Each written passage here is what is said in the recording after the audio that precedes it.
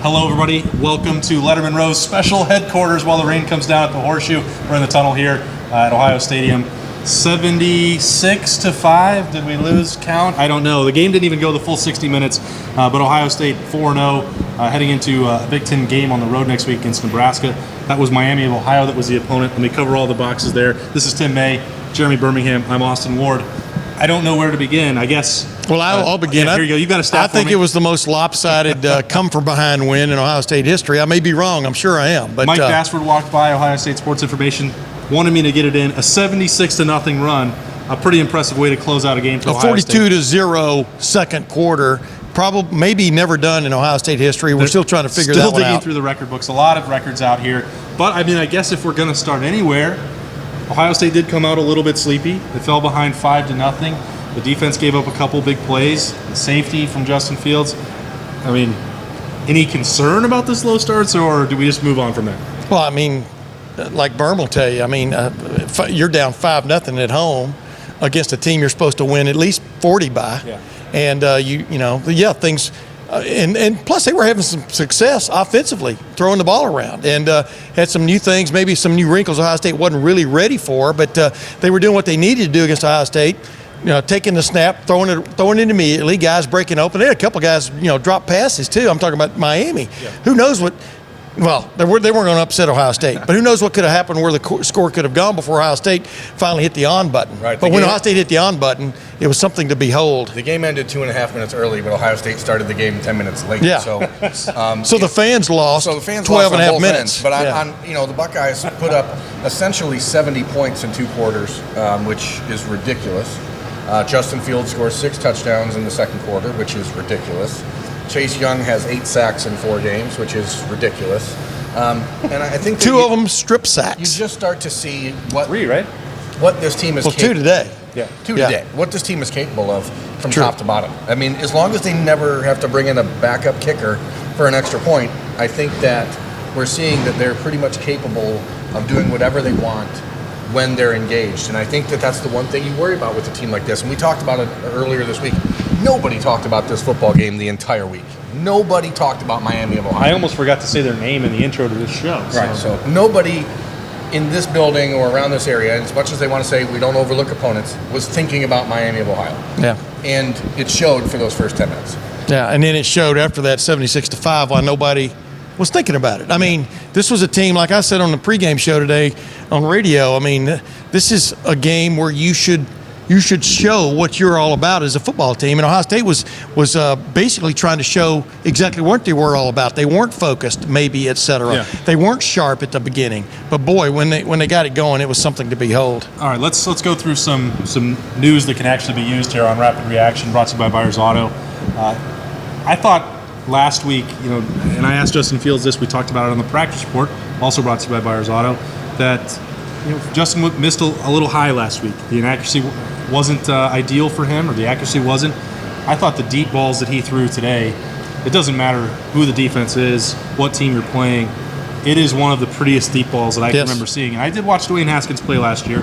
I'm not taking anything away from that. We're trying to be a prisoner of the moment, but this guy, and with the weapons that he has, Ben Victor turning on as a deep threat, Garrett Wilson with the incredible acrobatic plays that he can make, Chris Olave, the routes that he runs and the confidence that he has, and then you throw in KJ Hill and Austin Mack, and those aren't afterthoughts right there. It's pretty crazy what this passing game can still do with Justin Fields. I'm telling you, the pass to Ben Victor, we're grizzled sports writers. We don't get too fired up about anything one way or the other, but that was a wow play. Right. I mean, that was a wow throw and a wow catch, and then got his foot down in bounds at the back of the end zone on the move. But that was a big-time Sunday kind of pass. You seem pretty excited and about catch. Victor there. Yeah, well, I think Victor, man, we were talking to him last week, and I asked him, are you getting those consistent practices that everybody talked about you weren't getting when you weren't getting to play a lot last year, et cetera? And he said, yeah.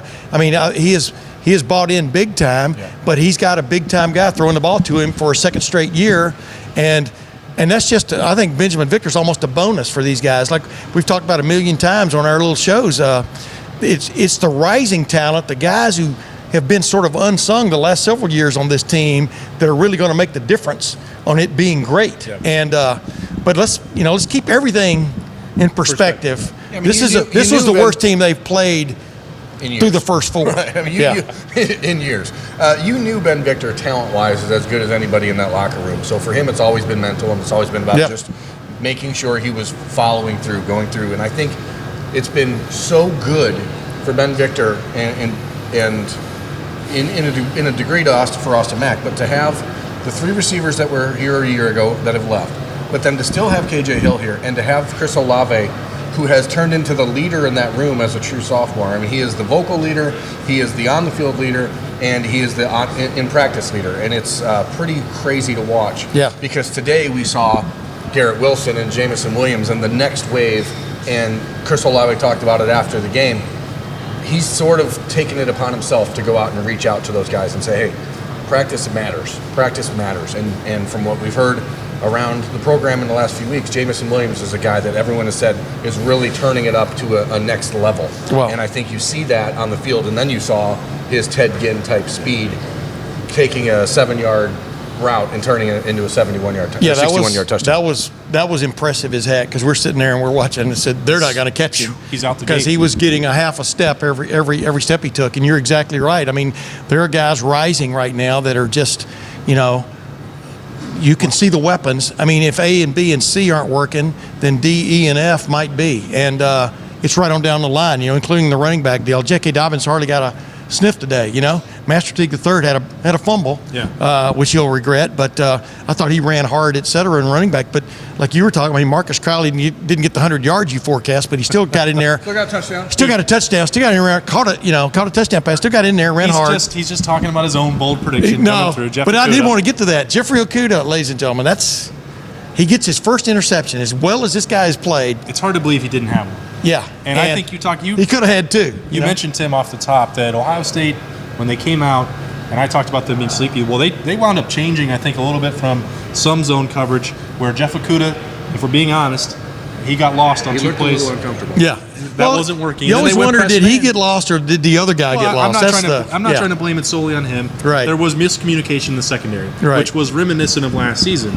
And they set up there behind us that they went and they did a little bit of press man and they threw it back to what they did last year, because teams are starting to understand Ohio State's not going to play the exact same coverage that they used to. If Ohio State's cornerbacks can't beat Miami of Ohio's wide receivers in man coverage, then maybe the Buckeyes defense isn't as good as we thought. So I think that it's a good idea at that moment, because a team like Miami, they're just going to try to pick and dink and dunk. And so when you have cornerbacks like Jeffrey Okudah and Damon Arnett against wide receivers like that, just let them go and play them. You know what I mean? But ironically, Okudah hot microphones. Ironically, Okudah's first collegiate interception came on a play when he jumped up in the guy's face and looked like he was going to play press man, and then backed off, and the quarterback overthrows two guys, and the ball comes straight to it. He will not complain that's the first And as he said, time. Jeff Hafley and these coaches have been telling him, just play your game, play the way you're supposed to play the game, and plays will happen for you. And boy, that's the gospel now as far as Jeffrey Okudah is concerned. All right, so I'm gonna spin it right back, because there's one thing I wanted to add to. When Birm was talking about Jamison Williams, you saw what he could do athletically. We break it down here on Rapid Reaction, brought to you by Byers Auto. That Garrett Wilson catch is one of the craziest ones that you will ever see. Best catch I've seen since Noah Brown in 2016 at Oklahoma, for sure. Best 3 or 4 catches I've seen. You're going to see. Because he had caught it like 3 or 4 times. You're going to see a lot of it. Birm was on fire today with his photo game. He has frame by frame, and still it doesn't even do it justice for the review that they had to do to make sure that it doesn't go. I didn't get the bobble. Yeah. But the first part, I mean, honestly, taking a shot from down that end, he had a pinky on the ball. I have no idea how he turned it from a left pinky into a catch for a touchdown. So he was beaming when he got out of the rain, and Carmen, Ohio was done. He saw me over here, and he was like, I didn't know. He said, did it hit the ground? He asked me. He couldn't even really see it on the replay, and he was worried that they were going to overturn it because he couldn't even believe what he did. And this is just, I don't know, the third example of really him going up. It was the opener or week 2, the one in the corner of the end zone. I don't remember. That was an example that you throw it back to the spring game where he's flying up to make it. This guy has a punt return today. He had a punt return, which he looked very comfortable returning the punt, and in my opinion, probably looked more comfortable than DeMario McCall has looked at doing this. He looked extremely comfortable. I think it's time for a change there. As I tweeted, does he ever do anything unspectacular? That's kind of one of those.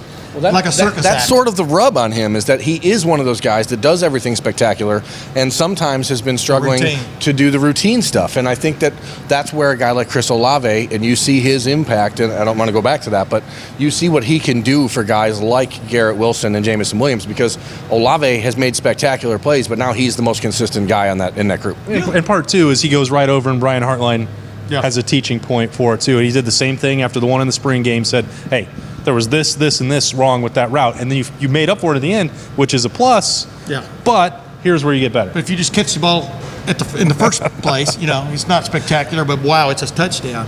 This is what's interesting about this game is somebody asked in the press conference, this team hasn't faced a real challenge yet. And I go, well, you're down 5-0 at home to a team you're supposed to drill, and that is a duress moment. It's not a duress game. Sure. But the way this team sort of gathered itself and just the momentum, it reminded me of the Indiana game. I mean, right out of the gate, Blake Hallbaugh misses a make-em field goal, and boom, the team gathered itself, dominated the second quarter over there, dominated the second quarter here times 2. Yeah.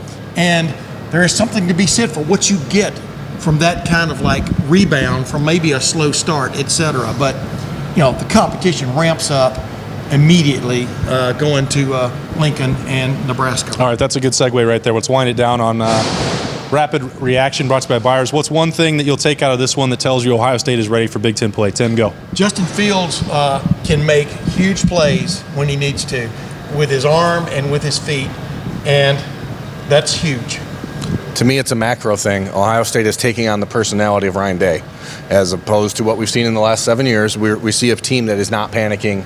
There is no anxiety. There's no stress. They are down 5-0. There's nobody getting upset. It's just, let's go, let's fix it, and then they do it, and then it's off to the races. So to me, that's what it's about. And I think that they're going to look healthier and stronger next week. As Tim and I joked, the shock troops could be coming. Go ahead. Go ahead, though. The shock troops may be coming. Jonathan Cooper, I would be stunned if he does not play at Nebraska. Me? C.J. Saunders, be very surprised if he does not play at Nebraska. Tyreek Smith, I'm not 100%, right, but I expect that he will play at Nebraska. Teron Vincent, I don't think he's going to be back for a while. Josh Proctor did not play today. He had a soft cast on his wrist. We'll see what's happening there. He definitely hurt his wrist doing something. Robert Landers.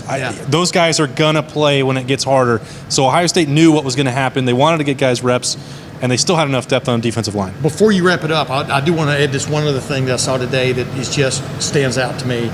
They started out playing defense in a certain style, kind of changed things around. All of a sudden, you saw them in what I'd call the true bullet set with Brendan White in the game and Sean Wade and Baron Browning at middle linebacker, and it made a huge impression immediately on Miami, and kind of like was where they kind of took control of the game defensively. That's another thing coming out of this game, that they didn't panic, but they have options, and that's going to be huge next week against Adrian Martinez. And so now you look at it, they've only allowed 1 touchdown in the last 3 games.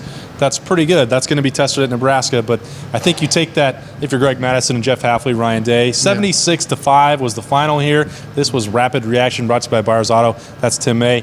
That's Jeremy Birmingham. I'm Austin Ward. We're going to have more coverage coming for you at Lettermen Row throughout the week as we wrap up this one. Turn it to Big Ten play next week in Nebraska. See ya.